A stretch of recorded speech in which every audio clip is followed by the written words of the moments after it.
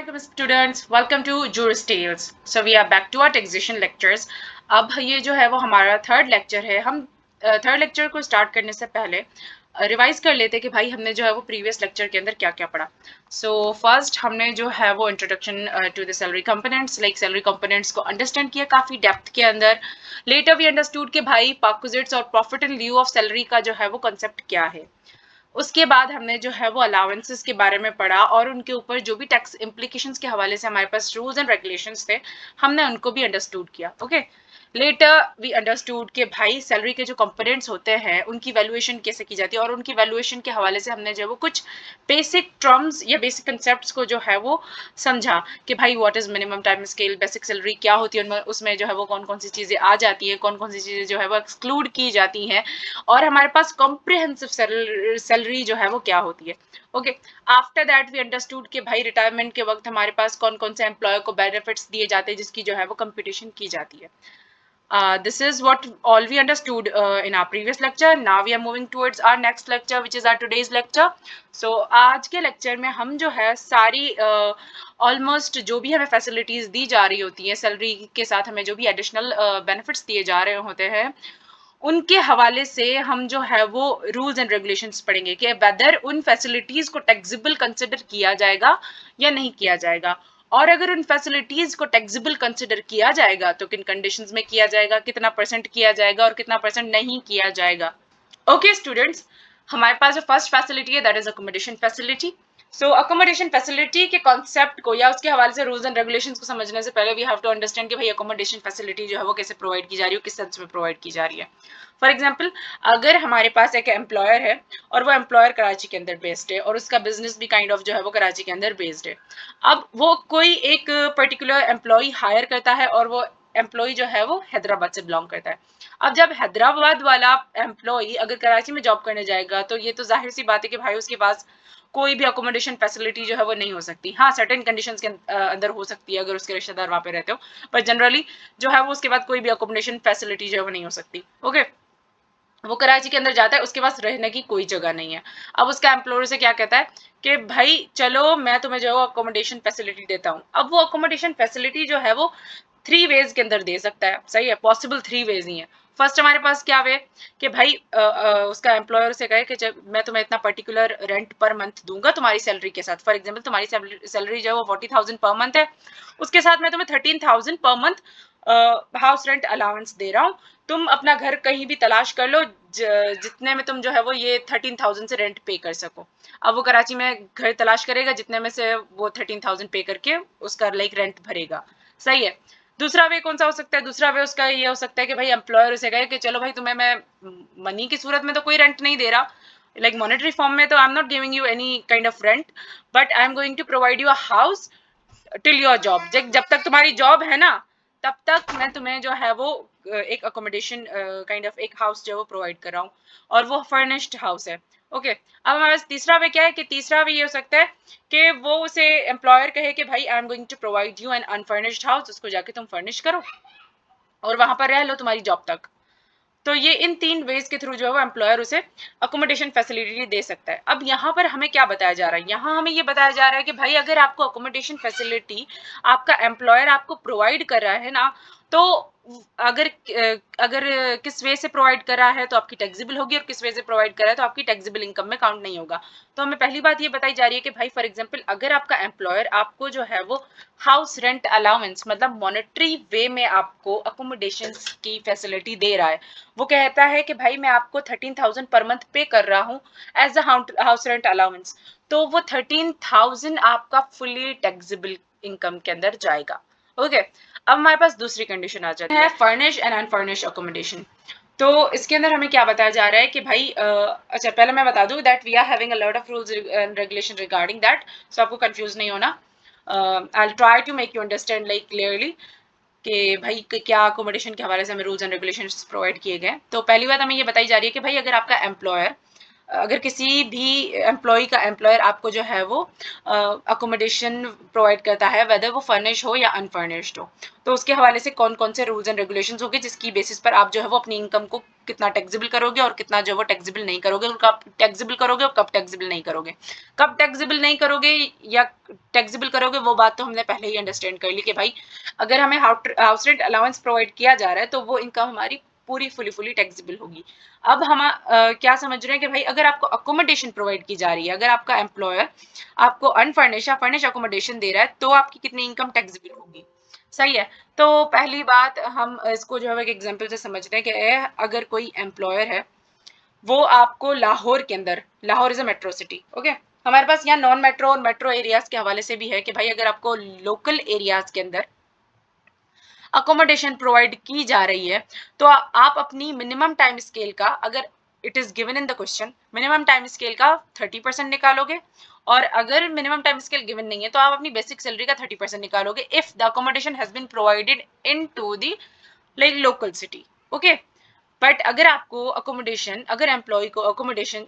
जो है वो अगर मेट्रो सिटीज के अंदर प्रोवाइड की जा रही है, लाइक मेट्रोपॉलिटन सिटीज के अंदर प्रोवाइड की जा रही है, जैसे कि लाहौर हो गया, कराची हो गया, बड़े बड़े सिटीज हो गए, वहां अगर प्रोवाइड की जा रही है तो आप अपनी मिनिमम टाइम स्केल का, if it is given in the question, तो आप उसका 45% निकालोगे, और if it is not given the question तो आप बेसिक सैलरी का 45% निकालोगे। ओके, ये हमारे नॉन मेट्रो और मेट्रो के हवाले से कॉन्सेप्ट क्लियर हो गया। अब हम आते हैं मेन बात पर कि भाई हमें लाइक क्वेश्चन के अंदर क्या प्रोवाइडेड होता है, या नॉर्मली जो है वो हमें इन्फॉर्मेशन कितनी प्रोवाइडेड होती है किसी भी टैक्सेबल इनकम को काउंट करने के हवाले से, अगर वो अकोमोडेशन फैसिलिटीज के अंदर दी जा रही होती हैं, ओके। हम ये बताया जाता है कि भाई इस पर्सन को, इस एम्प्लॉय को जो है वो particular accommodation for example Lahore के अंदर दी जा रही है, ओके, और अगर इसको ये अकोमोडेशन ना दी जाती तो इसको इतना पर्टिकुलर अमाउंट प्रोवाइड कर दिया जाता, अब वो अमाउंट भी हमें बता दिया जाता है। फॉर सपोज हम उस अमाउंट को कंसिडर कर लेते कि उस पर्टिकुलर एम्प्लॉय को अगर लाहौर के अंदर अकोमोडेशन ना दी जाती तो उसको जो है वो 1,35,000 पर ईयर मिल रहे होते। अब जो हमने 45% लाइक लाहौर को देखते हुए निकाला है हमारी बेसिक सैलरी का या मिनिमम टाइम स्केल का, तो हम उस 1,35,000 को उस 45% of our basic scale, basic salary और मिनिमम टाइम स्केल के साथ कंपैरिजन करेंगे कि भाई जो 45% हमारे पास निकला है वो हायर है या उस बंदे को जो अमाउंट प्रोवाइड किया जाता वो हायर है। तो इन दोनों में से जो भी हायर अमाउंट होगा उसको हम जो है वो टैक्सेबल सैलरी के अंदर रख देंगे, okay, taxable kind of income के अंदर कंसिडर करेंगे। और ऐसे ही लोकल एरियाज के अंदर जैसे कि मैंने आपको बताया कि वहां पर हम 30% बेसिक सैलरी या मिनिमम टाइम स्केल लेते हैं। अगर हमारे पास जो अमाउंट इंस्टेड ऑफ उसको अकोमोडेशन दिया जा रहा होता है उसको हम कंसिडर करेंगे, and then 30% of that accommodation, अगर उस बंदे को अकोमोडेशन जो है वो लोकल एरियाज के अंदर दी जा रही है या लोकल जो है वो सिटीज के अंदर दी जा रही है, नॉन मेट्रो सिटीज के अंदर दी जा रही है, तो उसका 30% का जो अमाउंट निकला है हम दोनों के बीच में कंपैरिजन करेंगे कि वेदर वो 30% जो है वो हायर अमाउंट है या जो उसका amount instead of accommodation provide किया जा रहा होता वो हायर है। तो जो हायर होगा उसको हम टैक्सेबल इनकम के अंदर रख लेंगे। This is what are like kind of the rules and regulations which are provided into the income tax ordinance कि भाई अगर आपको अकोमोडेशन फैसिलिटीज इन सूरत में दी जाएगी तो ऐसे ऐसे टैक्सेबल होगा, अगर इन सूरत में नहीं दी जाएगी तो इतना परसेंट टैक्सेबल होगा या नहीं होगा। Okay students, after understanding the accommodation facilities we are moving towards our next facility जो कि कन्वेंट अलाउंस और फैसिलिटीज हैं, ओके, या kind of components of the salary है। अगर आपको ये प्रोवाइड किए जा रहे होते हैं तो आपकी जो है वो कितनी इनकम टैक्सेबल होगी, कितनी नहीं होगी, कब टैक्सेबल की जाएगी और कब टैक्सेबल नहीं की जाएगी। सो कन्वेंस अलाउंस या फैसिलिटीज को अंडरस्टैंड करने से पहले लाइक हम जो है वो एक सिचुएशनल एग्जांपल देख लेते हैं जिसके थ्रू हमें इसका कॉन्सेप्ट समझ में आ जाएगा कि फॉर एग्जांपल एक एम्प्लॉय है, वो अपने एम्प्लॉयर से कहता है कि मेरे पास जो है वो कोई ऐसी चीज नहीं है, कोई ऐसी मीन्स नहीं है जिसके थ्रू जो है वो मैं घर से जॉब तक आ सकूं, लेकिन मेरे पास कोई ऐसी कन्वेंस नहीं है, तो काइंडली आप मुझे जो है वो कन्वेंस अलाउंसेस या कन्वेंस फैसिलिटीज प्रोवाइड करें, ओके। तो उसका एम्प्लॉयर से क्या कर सकता है, उसका एम्प्लॉयर जो है वो उसको 4 कंडीशंस में या 4 वेज के थ्रू जो है वो उसको कन्वेंस प्रोवाइड कर सकता है, कन्वेंस फैसिलिटीज प्रोवाइड कर सकता है। पहला वे क्या है कि उसका एम्प्लॉयर कहे कि चलो भाई मैं तुम्हें पर मंथ इतना अमाउंट देता हूँ जो कि तुम्हारा कन्वेंस अलाउंस कंसिडर किया जाएगा, इस पर्टिकुलर अमाउंट को तुम जो है वो अपने आने जाने के लिए खर्च करना या काइंड ऑफ स्पेंड करना, या कोई कैब बुक कर लेना या जो है अपने लिए ऑटो रख लेना, बहरहाल इतना तुम्हारा कन्वेंस अलाउंस है, you have to manage from that particular allowance जो कि मैं तुम्हें पर मंथ पे करूंगा एज अ कन्वेंस फैसिलिटी। दूसरा वे क्या हो सकता है, दूसरा वे ये हो सकता है कि भाई एम्प्लॉयर कहे कि चलो भाई मैं तुम्हें एक पर्टिकुलर व्हीकल ही लेके दे देता हूँ, लाइक काइंड ऑफ कार ही लेके दे देता हूँ। अब उसको जो है वो तुम अपने पर्सनल यूज के लिए भी यूज करना और ऑफिशियल यूज के लिए भी यूज करना। तीसरा वे क्या हो सकता है, तीसरा वे ये हो सकता है कि भाई उसका एम्प्लॉयर उसे कहे कि चलो मैं तुम्हें व्हीकल तो लेके दे देता हूँ लेकिन ऑफ कन्विंस के लिए, बट उसको तुम जो है वो फुल्ली अपने पर्सनल यूज के लिए यूज करना। अब तुम ऑफिस किसी में भी आओ नहीं आओ तुम्हारी मर्जी, बट ये व्हीकल तुम्हारी जो है वो जॉब के साथ तुम्हारी फैसिलिटी है, तुम्हारे पास कन्वेंस नहीं है, तुम कहीं भी जाओ तो इस कन्वेंस को यूज कर लेना लाइक अपने पर्सनल यूज के लिए। अब फोर्थ वे क्या हो सकता है, फोर्थ वे ये हो सकता है कि भाई एम्प्लॉयर के कि भाई मेरी इतनी हैसियत तो नहीं है कि मैं तुम्हें अपनी जो है वो व्हीकल लेके दे दूं, हाँ मैं ऐसा कर सकता हूँ कि मैं वो व्हीकल तुम्हें लीज पर लेके दे सकता हूँ। सही, अब अगर वो लीज पर व्हीकल लेके देता है तो फिर जो है वो किन कंडीशंस के अंदर कितना परसेंट आपकी जो है वो टैक्सेबल इनकम होगी और किन कंडीशंस के अंदर कितनी परसेंट होगी, इनको हम देखेंगे। सही है, अब हम देखते हैं कि भाई अगर लाइक हमारी टैक्सेबल इनकम जो है वो कितनी कितनी होगी इन इन कंडीशंस में या इन इन वेज के थ्रू अगर अकोमोडेशन सॉरी कन्वेंस फैसिलिटीज जो है वो हमें प्रोवाइड की जा रही होती हैं। तो पहला हमारे पास क्या है, कन्वेंस अलाउंस, कि भाई अगर मॉनेटरी वे में अगर आपका एम्प्लॉयर आपको जो है वो पर मंथ अलाउंस पे कर रहा है तो फिर वो आपका फुली का फुली टैक्सेबल होगा, लाइक फुली वो इनकम कंसिडर की जाएगी टैक्सेबल के अंदर। फॉर एग्जाम्पल लाइक आपको 5000 प्रोवाइड किया जा रहा है पर मंथ, अब 5000 को मल्टीप्लाई कर दो 12 के साथ क्योंकि हम ईयरली इनकम काउंट करते हैं, तो 5000 को मल्टीप्लाई करके ईयरली इनकम जितनी भी आपकी आएगी वो टैक्सेबल इनकम के अंदर आपकी काउंट होगी। नेक्स्ट कंडीशन हमारे पास क्या है कि भाई आपको मिक्स्ड यूज के लिए व्हीकल लेके दे दी जाए। अब कितनी हमारी टैक्सेबल इनकम काउंट होगी, अब उसको जो है वो हमें मेयर करना पड़ेगा, लाइक कंप्यूट करना पड़ेगा। अब क्या होता है कि भाई जब आपको आपका एम्प्लॉयर लेके देता है कोई भी व्हीकल और वो आपको मिक्स यूज के लिए कहता है, तो जिस अमाउंट में उसने जिस कॉस्ट में उस एम्प्लॉयर ने उस व्हीकल को खरीदा है उसका आप जो है वो 5% अमाउंट लाइक उस अमाउंट का उस अमाउंट का जिसमें जो है वो आपकी व्हीकल खरीदी गई है उसका 5% आप निकालोगे and that particular 5% will be added into your taxable income if that vehicle is provided you for the mix use और official and personal use both. Okay, अब हमारे पास नेक्स्ट कंडीशन आ जाती है कि भाई अगर वो व्हीकल लेके देता है और कहता है कि चलो भाई इसको पूरा पर्सनल यूज के लिए यूज करो, तो फिर जिस कॉस्ट में उस एम्प्लॉयर ने जो है वो खरीदी है वो व्हीकल उसका 10% हम लेंगे and that 10% will be included into our taxable income. अब इसको हम जो है वो एक काइंड ऑफ इलस्ट्रेशन या काइंड ऑफ एग्जांपल से समझते हैं कि आपका एम्प्लॉयर आपको जो है वो फॉर एग्जांपल 11 लाख की कार खरीद के दे देता है और कहता है कि इसको पर्सनल यूज के लिए यूज करो। अब उस 11 लाख का आप 10% निकालोगे and that 10% will be added into your taxable income. और वैसी ही सिचुएशन हमारे पास कब होगी, जब मिक्स यूज के लिए दिया जाएगा, बट तब हम उस पर्टिकुलर 11 लाख का 5% निकालेंगे and that 5% of that 11 lakh will be added into our taxable income.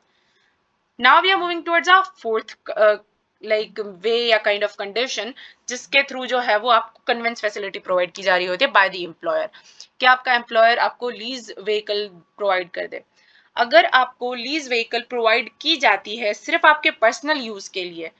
तो फिर उस व्हीकल की जो कि लीज पर ली गई है उस व्हीकल की फेयर मार्केट वैल्यू देखी जाएगी। उस वक्त फेयर मार्केट वैल्यू देखी जाएगी, जो कि इसकी फेयर मार्केट वैल्यू होगी, उस फेयर मार्केट वैल्यू का हम 10% निकालेंगे and that 10% will be added into our taxable income if that leased vehicle has been provided for only the purpose personal uses. Okay, अगर आपको वो लीज व्हीकल जो है वो ऑफिशियल एंड पर्सनल यूजेस दोनों के लिए प्रोवाइड की जाती है, देन उसकी फेयर मार्केट वैल्यू का 5% निकाल के आप अपनी टैक्सेबल इनकम में ऐड करोगे। So all of these were the rules of the conveyances and conveyances facilities अगर आपको जो है वो प्रोवाइड की जाती हैं बाय योर एम्प्लॉयर। अच्छा, बिफोर मूविंग फर्दर मैं आपको एक और बात बता दूं जो कि काइंड ऑफ बहुत ही इंपॉर्टेंट पॉइंट है कि भाई अगर आपको कोई भी व्हीकल या कोई भी फैसिलिटी कन्वेंस के हवाले से आपको प्रोवाइड की जा रही है सोनली ऑफिशियल पर्पसेस के लिए, ओके, सोनली ऑफिशियल पर्पसेस के लिए अगर प्रोवाइड की जा रही है तो वो आपकी टैक्सेबल इनकम के अंदर बिल्कुल भी काउंट नहीं होगी, लाइक उसका कुछ परसेंट भी जो है वो टैक्सेबल इनकम के अंदर काउंट नहीं होगा। Now we are moving towards our next facility और द अलाउंस। तो हमारे पास यहाँ पर जो है वो medical and the entertainment allowance. पहले हम मेडिकल की कंडीशंस को देखेंगे and later we will move towards the entertainment allowances. Okay, अच्छा, मेडिकल फैसिलिटीज को समझने के लिए हम जो है वो वेज देख लेते हैं कि भाई एम्प्लॉयर जो वो किन वेज के थ्रू मेडिकल फैसिलिटीज प्रोवाइड कर रहा होता है। तो हमारे पास मेन जो है वो दो ही वेज हैं। ओके, अच्छा, मेडिकल फैसिलिटीज को अंडरस्टैंड करने के लिए, अच्छा, आप मेडिकल फैसिलिटीज के रूल्स एंड रेगुलेशंस को अंडरस्टैंड करने के लिए हम जो है वो वेज देख लेते हैं कि भाई किन वेज के थ्रू जो है वो एम्प्लॉयर एम्प्लॉय को मेडिकल फैसिलिटीज प्रोवाइड कर रहा होता है। तो हमारे पास जो मेन वेज है ना वो दो ही वेज है। पहला क्या है कि भाई मेडिकल रीइंबर्समेंट, मतलब अगर आपका आपका एम्प्लॉयर आपको कहता है कि भाई आप बीमार पड़ गए हो खुदा न खास्ता और आपने ट्रीटमेंट करवाई है, अब जितनी भी आपने ट्रीटमेंट करवाई है ना, तो उसकी रिसीट मुझे लाके दो, लाइक जितना भी अमाउंट आपने जो है वो खर्च किया है उन सब की रिसीट्स मुझे लाके दे दो, and then according to that receipt I will pay you that particular amount जो भी आपने जो है वो अपनी ट्रीटमेंट के अंदर खर्च किया है या ट्रीटमेंट के लिए खर्च किया है। बट मैं आपको जो है वो इतना अमाउंट कब, ये वाला जो अमाउंट है रिसीट वाला, वो आपको रीपे कब करूंगा, लाइक रीइंबर्स्ड कब करूंगा, जब आपने जो है वो अपना ट्रीटमेंट किसी ऐसे हॉस्पिटल से करवाया हो जो कि खुद टैक्स पेयर हो, या मतलब उसके पास जो है वो अपना नेशनल टैक्स नंबर हो, लाइक वो हॉस्पिटल जो है वो टैक्स पे करता हो, then I will repay your all of the expenses जो कि आपने जो है वो खर्च किए हैं अपनी ट्रीटमेंट के हवाले से। सही है, इस वे के थ्रू जो है वो प्रोवाइड कर सकते हैं। अगर रीइंबर्समेंट की जा रही है ना, मतलब अगर मेडिकल रीइंबर्समेंट की जा रही है बाय द एम्प्लॉयर, तो वो जितनी भी रीइंबर्समेंट की जा रही है वो आपकी टैक्सेबल इनकम के अंदर काउंट नहीं होगी। दूसरा हमारे पास क्या वे, दूसरा हमारे पास ये वे कि भाई अगर आपका जो एम्प्लॉयर है वो आपको कहे कि मैं आपको मेडिकल अलाउंस पर मंथ पे करूंगा, लाइक आपकी बेसिक सैलरी के साथ मैं आपको for example 10,000 I will provide you as your medical allowance. अब उसको जो है वो आप अपनी ट्रीटमेंट के लिए खर्च करते रहना, जो भी चेकअप होता है, या अगर जो है वो खुदा ना खास्ता आपको कल को जरूरत पड़ जाती है तो भी आप अगर बीमार हो गए तो I will not repay you जितने भी एक्सपेंसेस आप खर्च करोगे। मैं तो आपको मेडिकल अलाउंस प्रोवाइड कर रहा हूँ पर मंथ, उसमें से आप मैनेज करो, आप जानो, आपका काम जाने।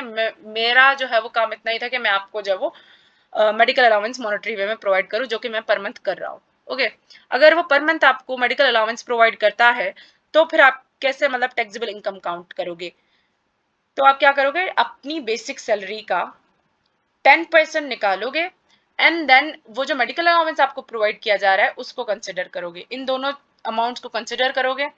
इन दोनों में से जितना आप डिफरेंस निकलेगा ना, इन दोनों, लाइक आप अपने 10% ऑफ द बेसिक सैलरी को माइनस करोगे from the medical allowances, medical allowance like which is given to you. Okay, फिर उसमें जो आपका डिफरेंस आएगा that will be added into the taxable amount और the taxable income. Okay, for example आपका जो 10% निकला है 5,000 और आपको अलाउंस प्रोवाइड किया जा रहा है 10,000। अब 10,000 में से 5,000 माइनस हुए, हमारे पास रिमेनिंग कितने रह गए, 5,000। तो वो 5,000 will be added into the taxable income. Okay, अब हमारे पास एक और भी कंडीशन है जो कि नॉर्मली जो है वो पढ़ाई नहीं जाती है, बट एक और कंडीशन ये है कि भाई अगर आपका एम्प्लॉयर आपको मेडिकल रीइंबर्समेंट भी प्रोवाइड कर रहा है और साथ में मेडिकल अलाउंस भी प्रोवाइड कर रहा है, आपका एम्प्लॉयर आपको कहता है मैं आपको पर मंथ 10,000 मेडिकल अलाउंस भी दूंगा। ओके, और अगर आप खुदा ना खास्ता बीमार हो जाते हो और आपने खर्चा किया है, जितना भी आपने खर्चा किया, फॉर एग्जांपल 4 लाख 3 लाख जितने भी खर्चे किए हैं उसकी मुझे रिसीट ला कर दे दो, और आपने जो है वो अपना ट्रीटमेंट किसी नेशनल टैक्स नंबर होल्डर वाले हॉस्पिटल से करवाया हो, तो फिर मैं आपको उतना रीइंबर्स भी कर दूंगा। अगर ये दोनों फैसिलिटीज आपके टर्म्स ऑफ द एम्प्लॉयमेंट के अकॉर्डिंग आपको प्रोवाइड की जा रही होती हैं, तो फिर आप अपनी टैक्सेबल इनकम को कैसे काउंट करोगे? तो फिर जो मेडिकल रीइंबर्समेंट होगी ना, जितनी भी लाइक जितना भी आपको वो रीइंबर्स करके पे कर रहा होता है 4 लाख या 3 लाख जितने भी आपने खर्च किए हैं आपका एम्प्लॉयर, तो वो तो हमारा टोटली नॉन टैक्सेबल है। बट मेडिकल अलाउंस जो है वो हमारा फिर फुली टैक्सेबल होगा, लाइक फिर हम बेसिक सैलरी का 10% कुछ नहीं लेंगे, वो मेडिकल अलाउंस हमारा फुली टैक्सेबल होगा। फॉर एग्जाम्पल 10,000 अगर पर मंथ प्रोवाइड कर रहा है तो 10,000 फुली टैक्सेबल होंगे, अगर दोनों ही हमें जो है वो फैसिलिटीज साथ दी जा रही हैं।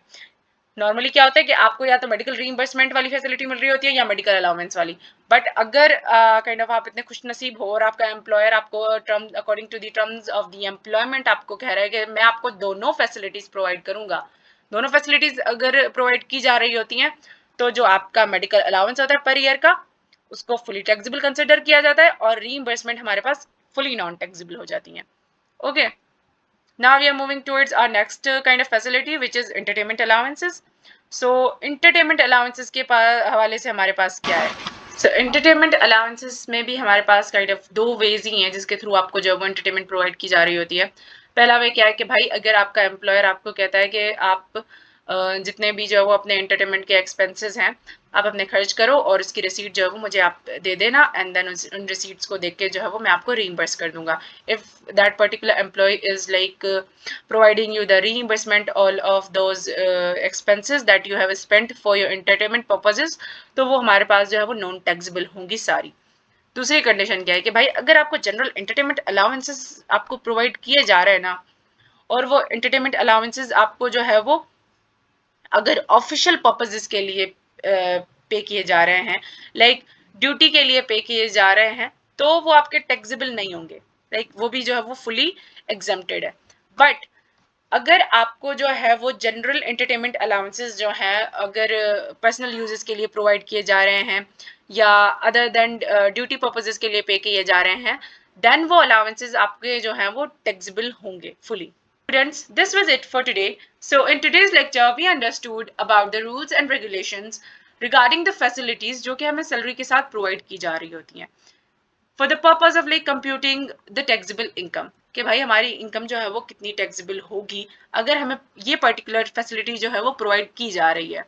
इन आवर नेक्स्ट लेक्चर हम जो है वो दूसरी फैसिलिटीज के हवाले से रूल्स एंड रेगुलेशंस को भी पढ़ेंगे, और अगर आपको इस लेक्चर के हवाले से या प्रीवियस लेक्चर के हवाले से कोई भी कंफ्यूजन या क्वेरी है, then do ask in the comment box. मैं इंशाल्लाह ट्राई करूंगी कि भाई आपको आंसर कर सकूं नेक्स्ट लेक्चर के अंदर। So it is me signing off. Allah Hafiz.